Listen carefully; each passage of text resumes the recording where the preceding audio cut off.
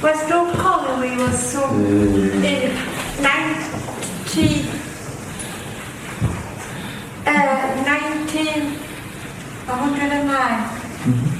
Sinking is the word used for when the mine shaft was dug out by courageous men called pit sinkers. This was one of the most dangerous jobs in mining, as they used explosives to dig hundreds of meters down. Flooding was also a major issue, especially so close to the sea. The sinkers at the scene of the Hartford pit decided 1862.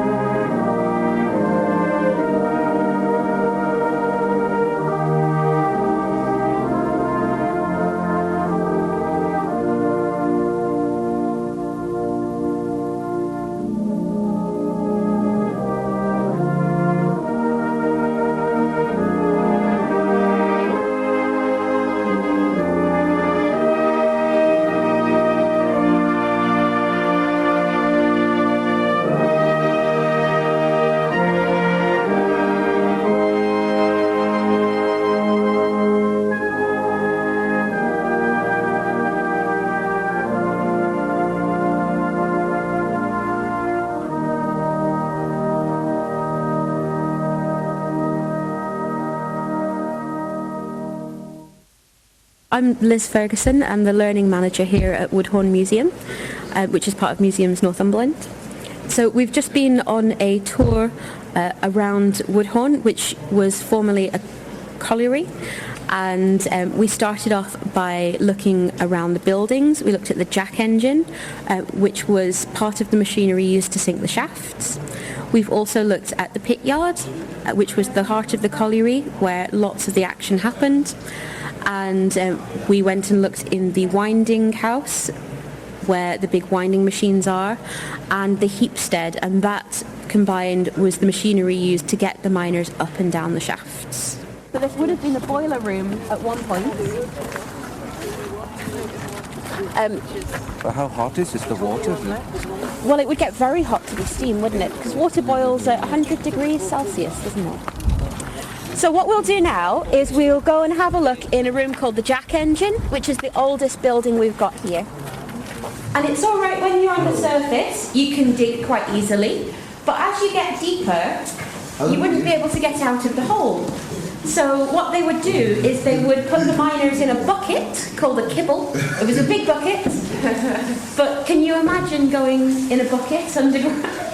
Yeah, it would be quite strange, wouldn't it? So they would have a big bucket called a kibble, and the miners would climb in, and then, just like I was saying before, there would be a rope attached to that bucket, and the rope would go up over a wheel, like the ones that are outside, but a different one. It would go over the wheel, that door at the top there would be open, the rope would come through there, and it would attach to this big wheel here, and you can see that there's grooves on the wheel where the rope's been and it's worn like bumps into it. And this machine would turn, and as it turned, the rope would either wrap around it or unravel depending on which way round it was turning, so that you could raise and lower the miners. People who had the job of digging that very first shaft, very first tunnel, they were called sinkers, because they were sinking a shaft. And they would have to wear hats a bit like this. Theirs would have been bigger. We use this one for when we have smaller groups in, smaller children in.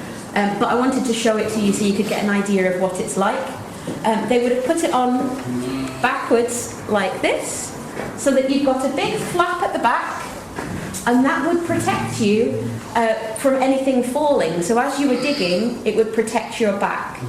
And you'll be able to have a look in a minute at the picture over here. You can see some people wearing these, and also you can see all of the other things that they're wearing to protect them. And people would have come from all over the country to live here, to mine, and to sink the shafts. The sinkers would have travelled around to do their job wherever a new mine shaft was needed. They also had the job, if there was anything needed rescuing, any accidents, they would be the people that would go down.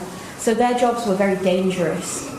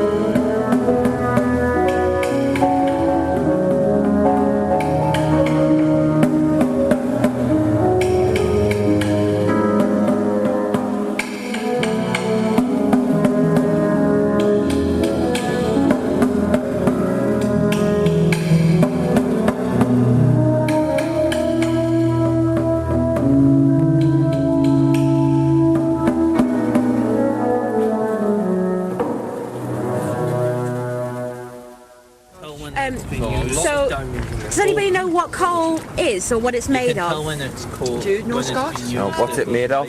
Because I know it's kind of rock. It's a type of fossil. It hasn't been.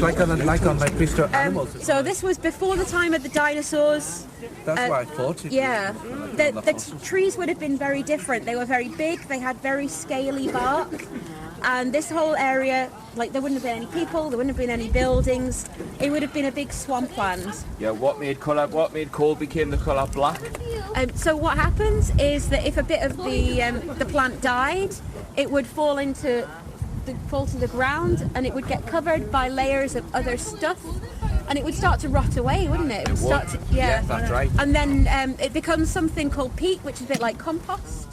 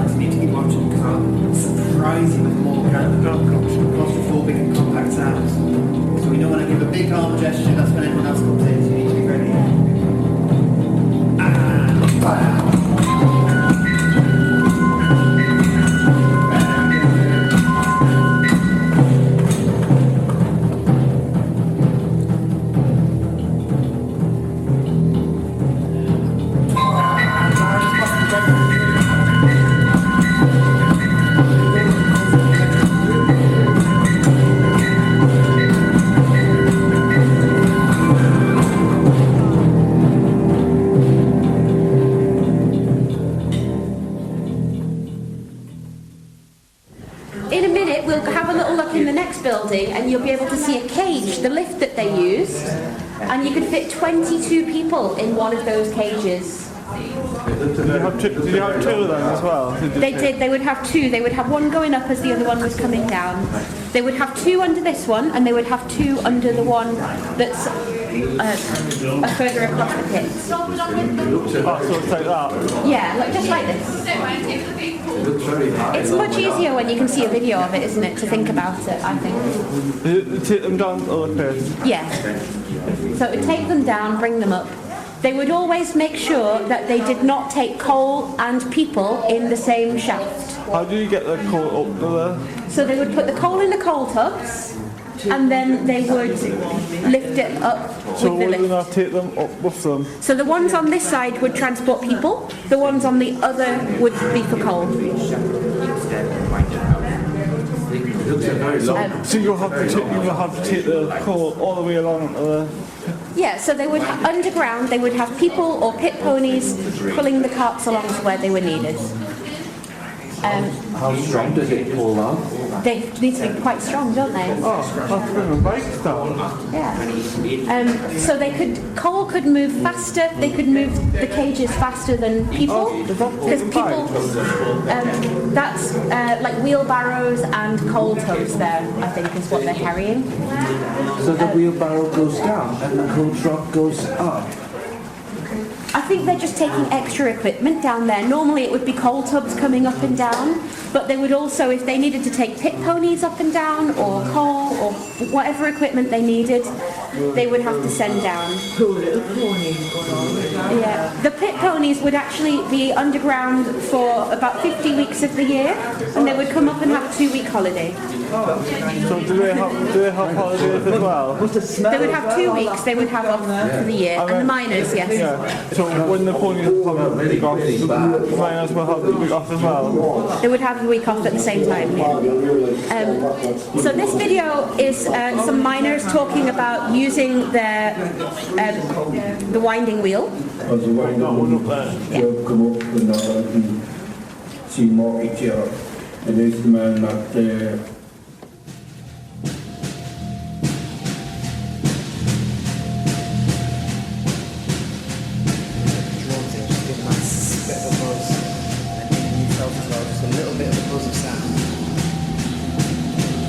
You don't need to run away too quickly there, Jimbo. Don't.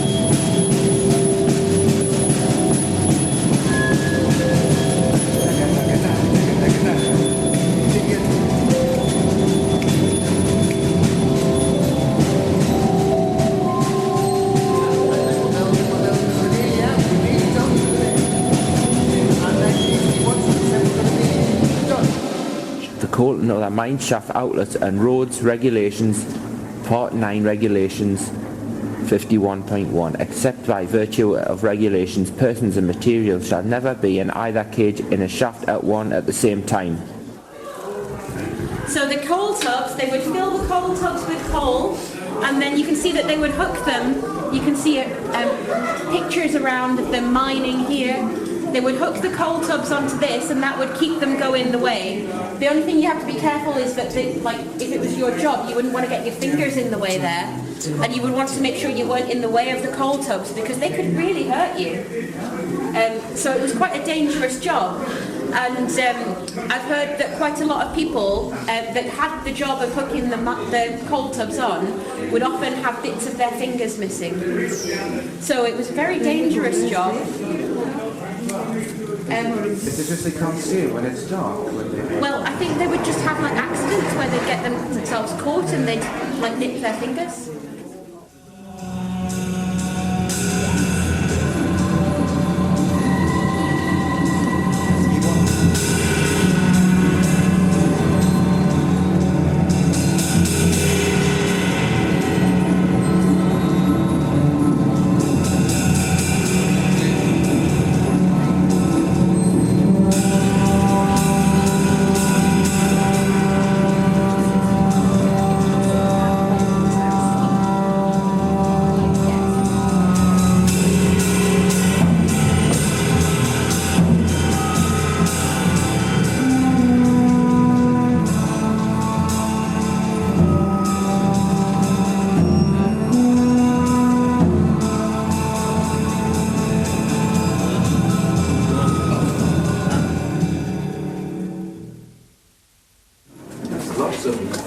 They look very sore of children. These are really sad because they've just someone's just knocked on their door to say that their dad was in the explosion here. What he died. What happened to him when he was there? He was in the. So these children are looking really sad because their dad's just died. What did he done? He was, so there was an explosion. There was a build-up of gases. I'm in the way here, so we're looking just here. Keep you from getting down to bits with the gas. Right, Jack. That's for start and finish point. Now, shouldn't go here.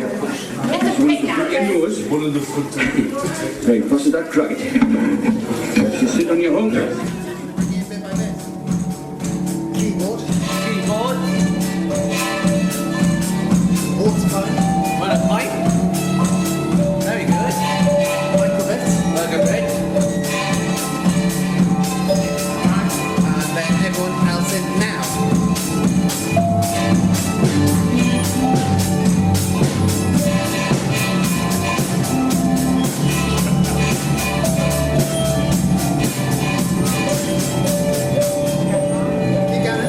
Keep going till I take you up.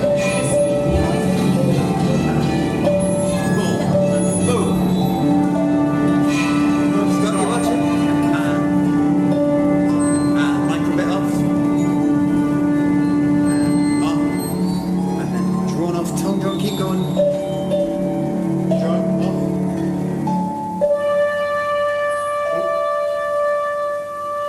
Keep going. Tongue drawn.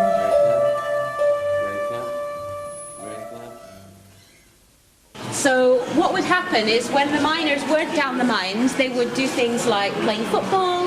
Lots of them were in brass bands, and then every year they would have a parade where they would, you can see just up here, you can see a video of the miners' picnic where they'd have a parade, they'd play the brass bands and get together and have like a nice day. What kind of parade do they have? Oh, so you can see just here in the video, they do like a brass band parade. How long? So they would all march along the street playing instruments.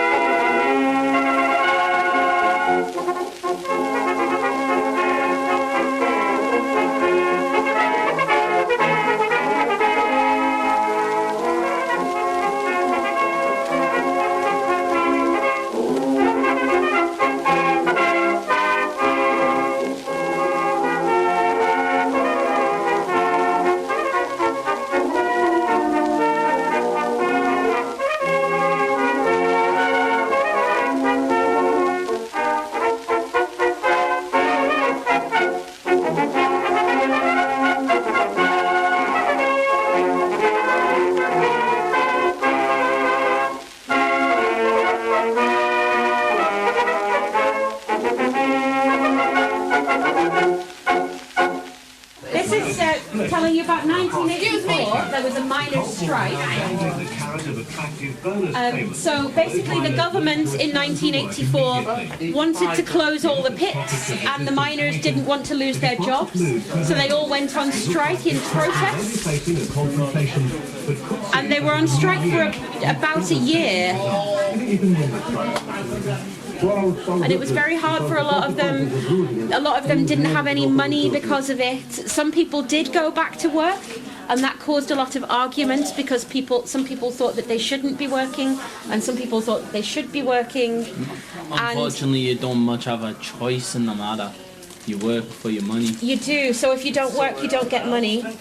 But they were trying to say that if they went back to work, all of their jobs would be lost anyway because of the strike. So they were trying to say that they wanted to keep their jobs.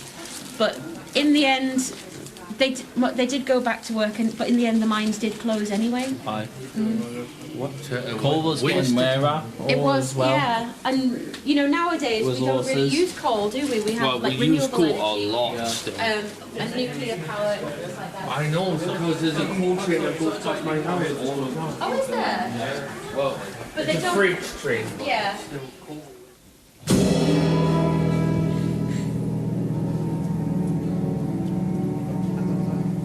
Need to do it. It's like we're playing a game of Snap.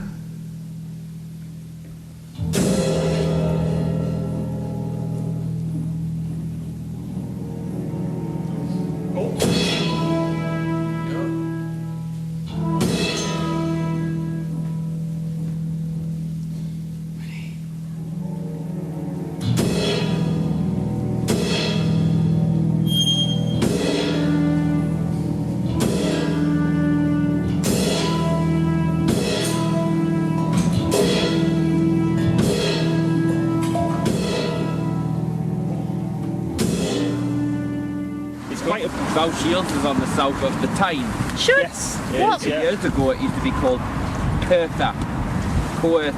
Yeah. That's what it used to be called like before the 1500s. Yeah. Oh, we're going way back there, From the Scott. north. We're going back to the Tyne Romans. fighting amongst each other. Yeah. Oh, They've got the good name for it, like Lord. North Shields, South Shields. Well, they probably found coal in Roman times.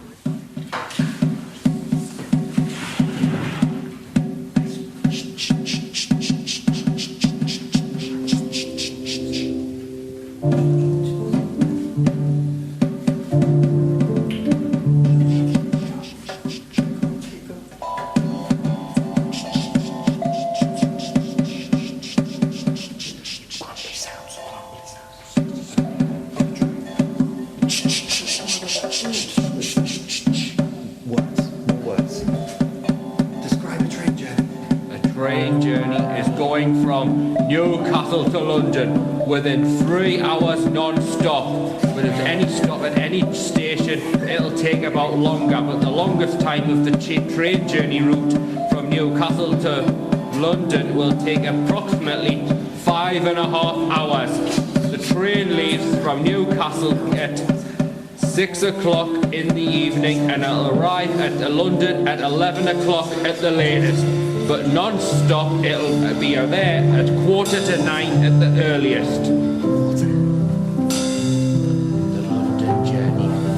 When you arrive at London, King's Cross, and you want to go to another station like go to Southampton, you will have to go from the St Pancras train station from London. We'll take you to different parts of the country. You'll take us somewhere like France, Spain, Belgium, or Portugal, or Germany.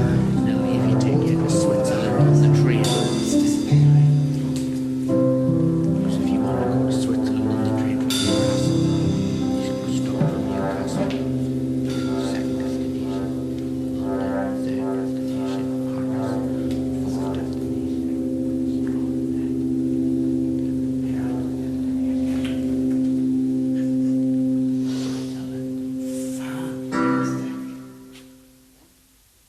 Basically, with this building, can you see that the cables here in the wheel? Yeah.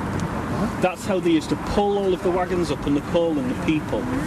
So that they used to bring the coal in wagons all the way up and they used to sort it from all of the waste. But also because we're next to the river, they used to have to pump a lot of water constantly out of the colliery. Otherwise, it would unfortunately get flooded, and then the people that invested all of that money would lose it all. So we're really lucky to still have this building because there's not many around. Really? Yeah, there's not many around at all. I mean, collieries, we talk about like Whitburn and that kind of area. There's just hole in the ground. Hole in the ground, yeah. Westoe, it's just the round. It has now evolved. Yeah. I think we evolved since then. Have we though? Well, lots has changed, hasn't it? Yeah. So what we'll do, we'll keep moving forwards. We're going to go down this little...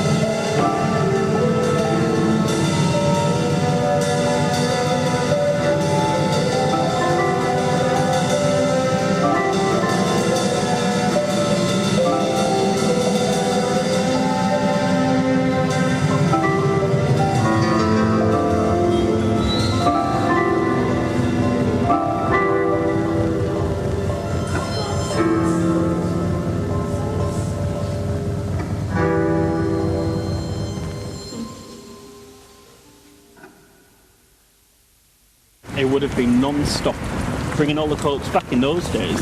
They didn't really have any sort of rights. They didn't get big lunch breaks. They didn't get, much time to themselves. It was constant work.